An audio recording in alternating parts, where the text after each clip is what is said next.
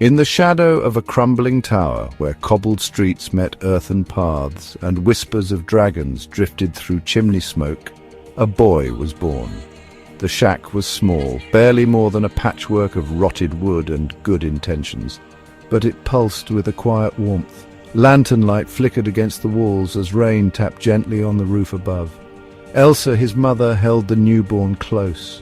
Her breath was shallow, her hands trembling not from fear but awe.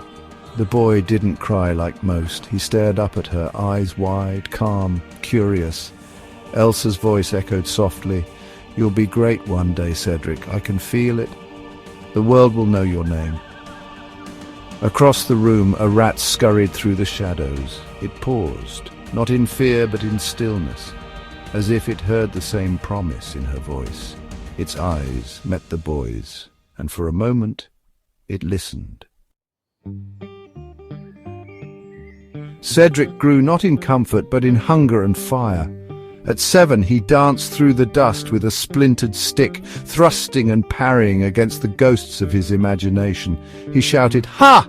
Take that, you foul orc!" toppling a bucket as if it were a siege tower. Other children watched with folded arms and raised brows. One of them, a freckled boy, jeered, "You'll never be a knight beggar!" Cedric didn't answer. His stick moved like a blade, precise, unwavering. From across the square, an old blacksmith paused mid-hammer, his brow rising. At 12, Cedric had learned the voice of the wind and the language of stillness.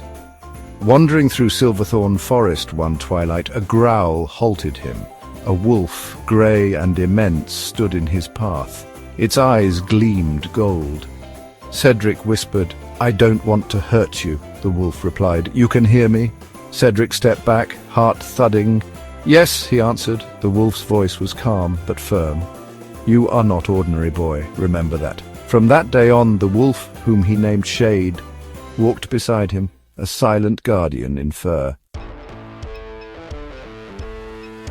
Under the old blacksmith's roof, Cedric grew stronger. Iron shaped his hands, fire forged his resolve. Each night he trained until sweat stung his eyes and calluses split on his palms. Books borrowed from taverns told of ancient heroes and cursed swords. Cedric read them by lantern light while Shade slept by his feet. He was no longer just a child. He was preparing for something he couldn't yet name. At 15, Cedric bested noble-born squires twice his size in the castle's training yard. Nobles watched in silence. Whispers spread. The peasant boy fought like a storm. Even Lord Garin, commander of the King's Guard, took notice. Lord Garin, that boy was born for war, but Cedric wanted more than war. He wanted purpose. The chained dragon glared at him with eyes like burning coals. "Pirion, another fool with a blade." "Cedric, I didn't come to fight, I came to listen." Silence stretched. "Pirion, in 1,000 years, no man has said that to me. It took him weeks to earn its trust." When at last the chains fell, Cedric climbed upon its back. He named the beast Pirion, and Pirion chose him.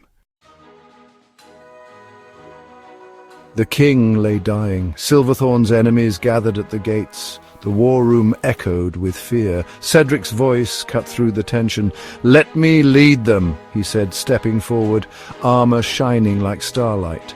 A silence followed, then the king nodded.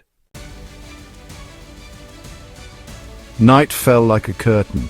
Cedric rode Pirion into battle, flame trailing his path, arrows shattered in the heat. Soldiers watched in awe as the dragon roared. He clashed swords with the enemy general, his own half-brother, a son of nobility. The general sneered. "You? A street rat?" Cedric replied. "A street rat with destiny." With one final blow, he ended the war. Silverthorn rebuilt. Its people did not need a hero, they needed a leader. Cedric walked among them, not as a lord, but as a neighbor, as a friend. When the crown touched his brow, Pirion soared above him, fire lighting the sky. From the shadows of ruin, a king had risen. Title, end of book 1.